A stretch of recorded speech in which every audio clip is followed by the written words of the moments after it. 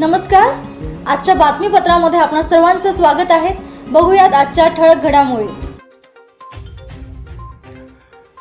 10 वर्षांनंतर होत असलेल्या अखिल भारतीय चित्रपट महामंडळाच्या निवडणुकीसंदर्भात महामंडळाचे माजी अध्यक्ष विजय पाटकर, चित्रकर्मी पॅनलच्या ज्येष्ठ अभिनेत्री वर्षा उसगावकर, अभिनेते आनंद काळे, महामंडळाचे माननीय संचालक सतीश रणदिवे, विजय राणे, पितांबर काळे आणि त्यांच्या इतर सहकाऱ्यांनी पुण्यात राष्ट्र सेवा दलाच्या आवारात पत्रकार परिषद घेऊन गेले काही दिवसात महामंडळाच्या निवडणुकीबाबत जे मुद्दे चर्चिले जात आहेत त्याच संदर्भात मनमोकळेपणाने संवाद साधला.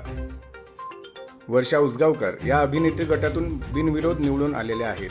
यंदाच्या निवडणुकीतील चित्रकर्मी पॅनलचे अन्य उमेदवार विजय शिंदे निर्माता, गणेश तळेकर निर्माता, सतीश रणदिवे दिग्दर्शक, विजय राणे दिग्दर्शक, पितांबर काळे लेखक, महेश देशपांडे छायाचित्रकार, निलेश बुट्टे ध्वनी, सदानंद सूर्यवंशी रंगभूषा, विजय जाधव प्रसिद्धी, अनिल सुतार नृत्य दिग्दर्शक, सतीश बिडकर कला, रणजित जाधव कामगार असून कपबशी हे निवडणूक चिन्ह मिळाल्याने वर्षा उसगावकर यांनी सांगितले.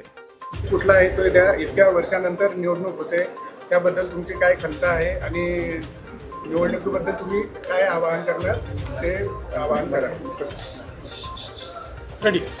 Rolling ma'am. नमस्कार, मी वर्षा उसगावकर.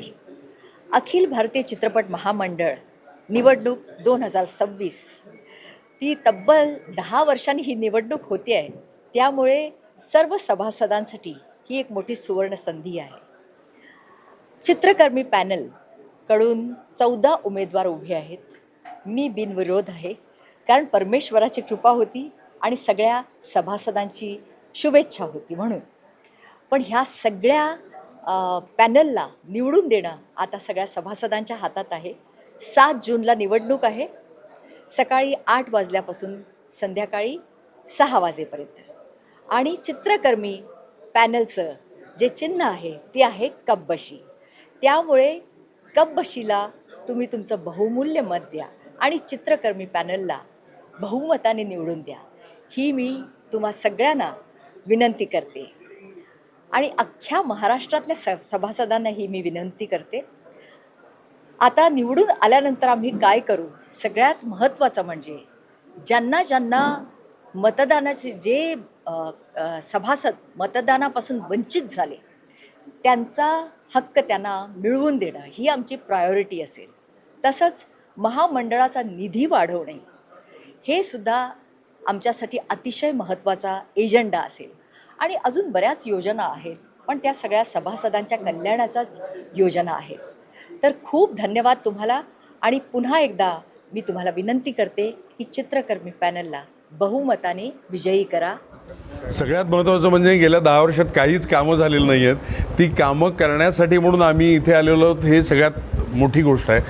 तुम्हाला पुढे आणि एक सांगू का, या सगळ्या ह्याच्यात काही गोष्टी अशा आहेत की ज्या कदाचित सगळ्यांपर्यंत पोचलेल्या नसतील.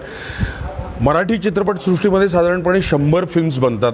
40 लाखापासून ते 2-2.5 कोटीपर्यंतची फिल्म असते. ऑन अँड ॲव्हरेज तुम्ही जर पकडलं तर 100 कोटीचा हा टर्नओव्हर आहे. रेव्हेन्यू पण साधारण तेवढाच क्रिएट केला जातो, कारण सगळ्याच फिल्म चालतात असं नाही आहे. पण महामंडळाच्या घटनेमध्ये आज टेलिव्हिजन, OTT ह्या पण गोष्टी इन्क्लूड आहेत, जे बऱ्याचशा लोकांना माहिती नाही आहे. टेलिव्हिजनचा जर टर्नओव्हर तुम्ही बघितलात तर साधारण ह्याच्या 6 ते 7 पट आहे. 38 सिरियल्स आत्ता चालू आहेत वेगळ्या वेगळ्या चॅनलवरती पकडल्या तर. OTTवरती पण बरेचसे कार्यक्रम चालू आहेत. या सगळ्याचा रेव्हेन्यू वर्षाचा बघितला तर 700 ते 800 कोटीच्या घरात जाईल. तर एवढ्या मोठा रेव्हेन्यू असून सुद्धा त्यांना आमच्या महामंडळात त्या पद्धतीनं सामील करून घेतलं गेलेलं नाही आहे असं आम्हाला वाटतं. तर त्या सगळं झालं, त्यामध्ये शॉर्ट फिल्म्स आल्या, OTTवरचे कार्यक्रम आले, टेलिव्हिजनवरचे कार्यक्रम आले.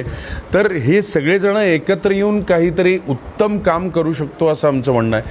आणि त्याच्यासाठी म्हणून बऱ्याचशा गोष्टी आमच्या डोक्यात आहेत. त्या सगळ्याच इथे सांगायला लागलो तर वेळ पुरणार नाही. त्याच्यासाठी कपबशी या चिन्हावरती 14 जणांना तुम्ही शिक्का मारा, आमचं संचालक मंडळ निवडून आणा आणि पुढच्या 5 वर्ष त्या सगळ्या संचालक मंडळांना तुम्ही 10 वर्ष दिलेली आहेत, आम्हाला किमान 10 महिने द्या. काय करतो ते करून दाखवण्याची आमची जी तयारी आहे ती तुम्ही बघालच.